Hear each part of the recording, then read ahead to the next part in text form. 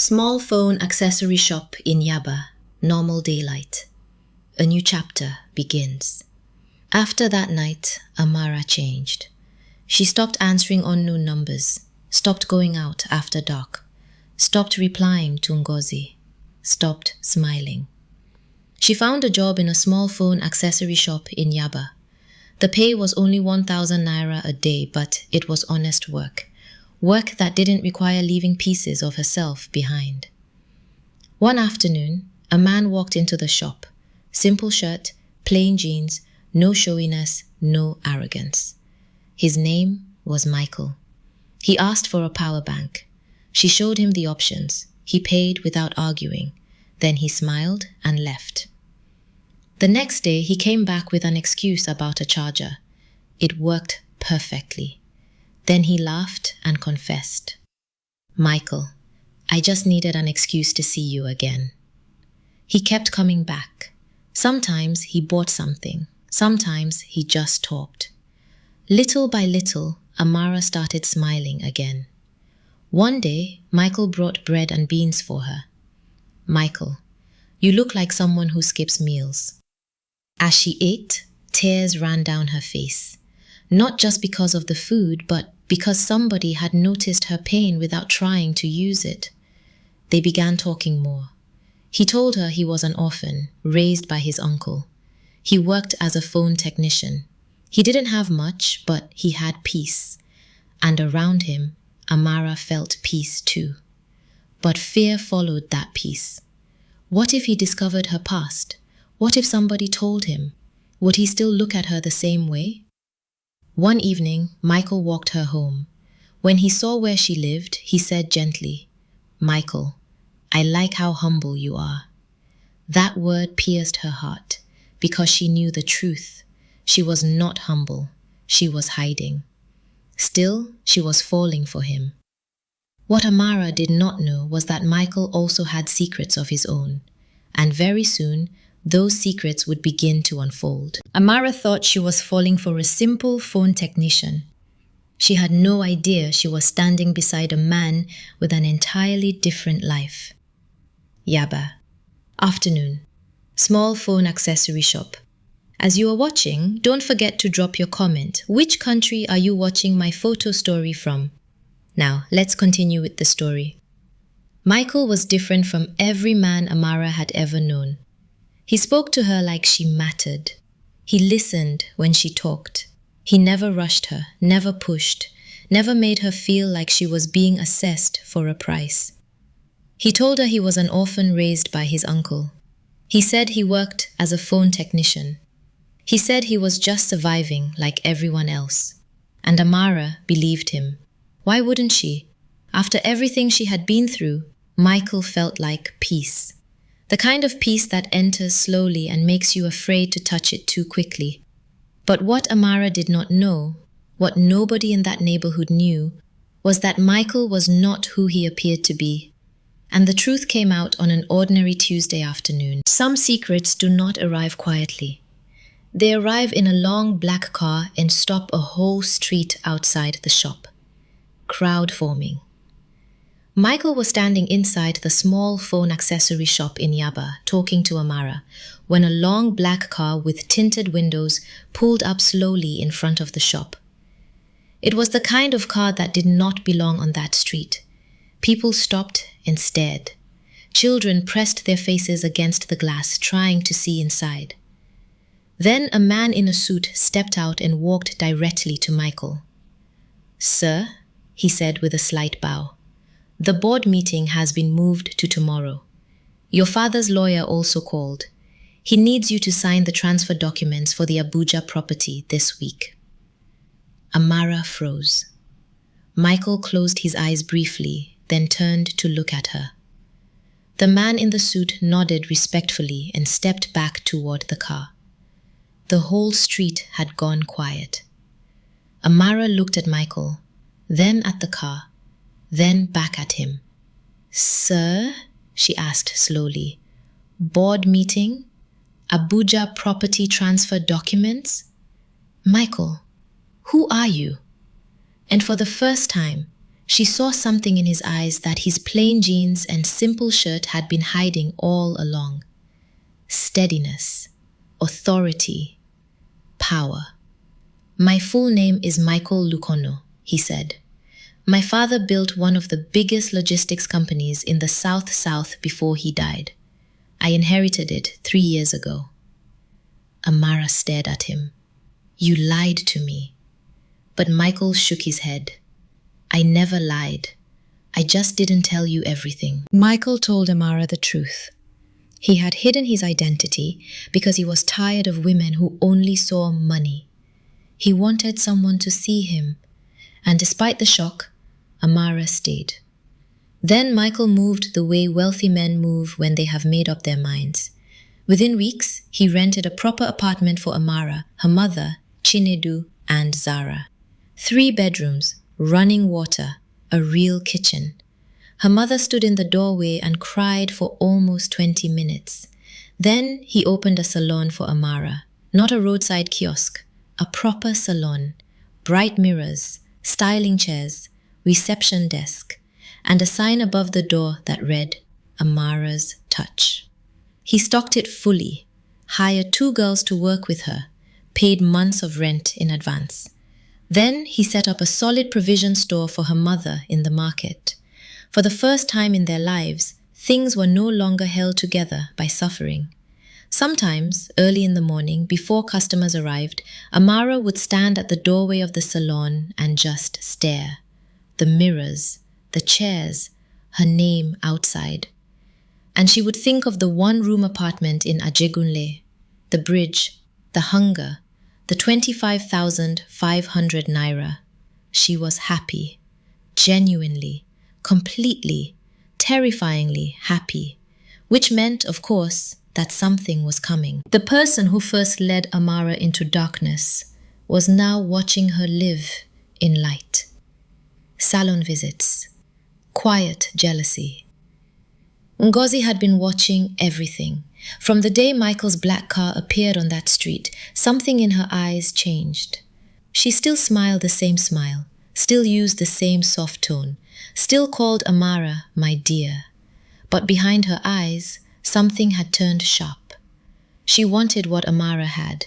Not just the salon, not just the apartment, not just Michael's money. She wanted the life, the safety, the kind of man who looked at a woman like she was worth something and proved it with action. Ngozi remembered where Amara had started. She remembered because she had been the one to hand her that first phone, the first number, the first step down. And now, Amara, the desperate girl who had once begged for help, had somehow ended up with everything. Ngozi could not bear it. So she made a plan. She began showing up at the salon more often, helping with customers, bringing food, laughing like a loyal friend. But Amara did not notice the way Ngozi watched Michael when he came around, the way she dressed differently on days he visited, the way she laughed louder, the way she stood a little too close. Amara trusted her, and that trust was about to cost her everything. Ngozi knew something Michael didn't, and she had been saving it for the perfect moment. Memory of the pregnancy and loss. Ngozi knew all of Amara's old secrets, the men, the dark rooms, the 25,500 naira, the phone numbers, the clients. But there was one thing she knew that Michael did not: the pregnancy. After one of the last men, Amara had discovered she was pregnant. She told nobody, not her mother, not Michael, only Ngozi. And she had told Ngozi through tears that she did not even know who the father was. Ngozi gave her pills, something to flush it out. After Amara took them, she collapsed in the bathroom, bleeding in a pool of her own blood. That was how she lost the baby. That was the thing that finally made her swear never to return to that life again. Ngozi knew all of that, and instead of protecting that truth, she stored it like a knife, waiting for the right time to use it. And when Michael organized a dinner to formally introduce Amara to the important people in his life, Ngozi knew exactly when to strike. A room full of laughter can turn silent in one sentence. Restaurant, formal gathering. Michael had organized a small dinner gathering, nothing massive, just close friends, a few business associates, and people who mattered to him. He wanted to introduce Amara properly. He was proud of her, proud of what she had built, proud of who she was becoming. Amara wore a deep burgundy dress her mother had helped her choose. Her hair was pinned back. For the first time in her life, she looked exactly like the woman she had always believed she could be. But she made one terrible mistake. She brought Ngozi. The evening was warm and full of laughter. Then Ngozi stood up. "I want to say something." At first, it looked like a toast. Then her voice changed. "I've known Amara for a long time. I know where she came from. And I think Michael deserves to know too." The room went quiet. Then Ngozi exposed everything. The men, the money, the clients, the pregnancy, the baby she lost. Michael turned slowly to Amara. "Is it true?" Amara could barely breathe. "Yes," she whispered, "but..." He picked up his phone. "I trusted you." Just those 3 words. Then he walked out. And just like that, everything ended. The cruelest thing about rebuilding your life is discovering that it can still be taken away. Letter, locked salon, return to hardship. The days that followed were swift and brutal. Michael did not answer her calls. He did not respond to her messages. When she went to his house, the gateman turned her away. Then the letter came, formal, brief, final. He was taking back the salon, ending the apartment lease, closing the support for her mother's provision store. He felt deceived. He felt everything between them had been built on a rotten foundation. That was all. Amara read the letter 3 times. Then she sat on the floor of the salon with her name above the door and stayed there until the light changed. Within 2 weeks, everything was gone. The salon was locked. The apartment was gone. Her mother's shop was cleared out. They moved back into a single room in a compound with a shared bathroom. But this time, Amara did something different.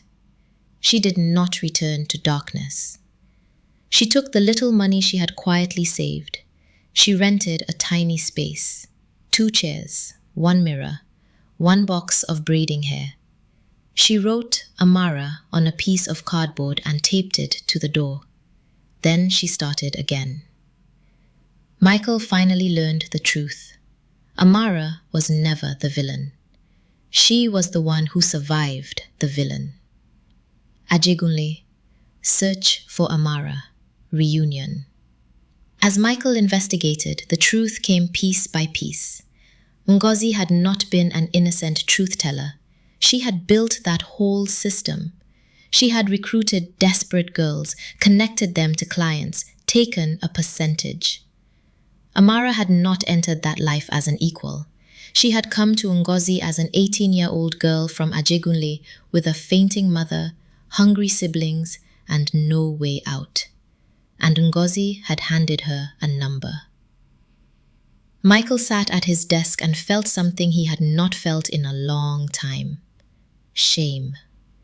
He had taken everything from a woman who had clawed her way out of darkness and punished her for surviving it. So he went back to Ajegunle. He asked around. An older woman told him, "That girl suffered because of you, but she didn't complain. She just started again." Eventually, he found her. A tiny shop, a handwritten sign. A woman bent over someone's hair, working quietly with skill and calm. Amara, still standing. After she finished with a customer, they sat outside on a low cement step. Michael told her everything. The DNA test, Ngozi's lies, the truth he had discovered, and how wrong he had been. Amara listened. Then she said quietly, "I know what Ngozi is. I always knew. But she was the only person who helped me when I had nothing. I made the mistake of thinking that meant she was my friend." Michael apologized, but Amara was not interested in speeches. "What I want to know," she said, "is whether you actually understand what happened." And finally, he did. Amara forgave him, but she gave him terms. No more secrets from either side. Everything on the table, always. Michael agreed. Then they rebuilt. He reopened the salon, bigger this time. He restocked her mother's provision store. He moved the family into a proper apartment again. But this time, Amara kept her tiny braiding shop too, because she never wanted to forget what her own hands were capable of. A year later, Michael proposed, not in front of a crowd, not in a fancy restaurant. He did it quietly, in the salon, after the last customer had left. Amara said yes before he finished asking. The wedding was beautiful, and by evening, the photographs had reached a sitting room in Lekki. Amara's father saw them, the man who had abandoned the family years ago. He came to the wedding, hoping to stand inside a light he did not help build. But when he tried to speak, Amara stopped him.